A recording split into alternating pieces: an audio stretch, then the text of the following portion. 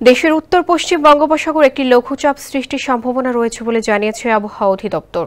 সেই সঙ্গে সারা দেশের কোথাও কোথাও মাঝারি থেকে ভারী বর্ষণ হতে পারে।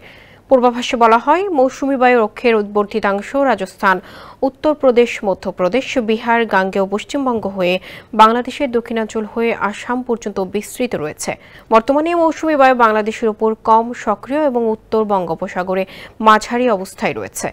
এদিকে মঙ্গলবার খুলনা, বরিশাল, চট্টগ্রাম ও সিলেট বিভাগের অনেক জায়গায় এবং রংপুর, রাজশাহী, ঢাকা ও ময়মনসিংহের কিছু কিছু স্থানে বৃষ্টি বা বজ্রবৃষ্টি হতে পারে।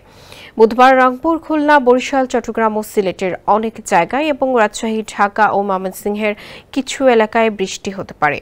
বৃহস্পতিবার রংপুর, রাজশাহী, ময়মনসিংহ, চট্টগ্রাম ও সিলেট বিভাগের কিছু জায়গায় এবং ঢাকা, খুলনা ও বরিশাল বিভাগের দু-এক স্থানে বৃষ্টি হতে পারে।